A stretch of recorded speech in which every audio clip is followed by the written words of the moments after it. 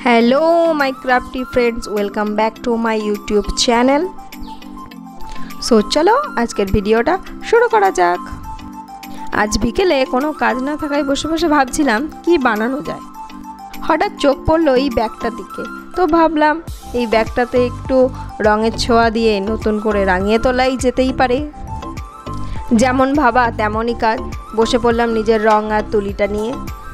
সর্বপ্রথমে white acrylic কালারের সাথে সামান্য একটু মিডিয়াম মিলিয়ে পুরো ব্যাগটাকে হোয়াইট পেইন্ট করে নিলাম। রংটা ভালো মতন শুকিয়ে গেলে পেন্সিল দিয়ে একটা রাফ স্কেচ বানিয়ে ফেললাম। তারপর আমার মন পছন্দের রঙগুলো দিয়ে একে একে করে ফুলগুলো বানিয়ে নিলাম। ফুল ভালোবাসে না এমন মানুষ পৃথিবীতে হয়তো খুবই কমই আছে। একে একে সব ফুলগুলো কমপ্লিট করার পরে আমি ওপরের দিকে দুটো ছোট ছোট কুড়িও এঁকে নিলাম। সাইডেও বেশ কিছু কুড়ি এঁকে নিয়েছি। ফুল জিনিসটা এমনই, সব কিছু শোভা বাড়িয়ে তোলে, কিন্তু পাতা ছাড়া ফুল যে অসম্পূর্ণ।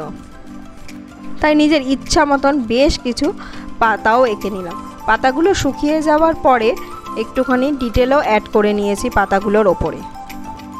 পাতার কাজ শেষ করে আমি ফুলগুলোর ওপরেও একটু ডিটেল অ্যাড করে নিয়েছি, যাতে ফুলগুলোকে আরও সুন্দর লাগে। সবশেষে না আমি কালো অ্যাক্রিলিক কালার দিয়ে একটুখানি ফুলগুলোকে হাইলাইট করে দিয়েছি, যাতে জিনিসটা আরও ফুটে ওঠে। করতে করতে বুঝলাম জুটের ব্যাগ যেহেতু, তো হোয়াইট অ্যাক্রিলিক কালার না করে আমি যদি সবার প্রথমে জেসোর এক কোট করলে খুব ভালোই হতো, কারণ সারফেসটা না খুব রাফ।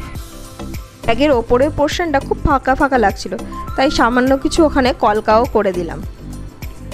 তো রঙগুলোকে ভালো করে শুকিয়ে নিয়ে ভার্নিশ দিয়ে একটা কোট করে নিয়েছি, যাতে রঙগুলো সহজে নষ্ট না হয়ে যায়।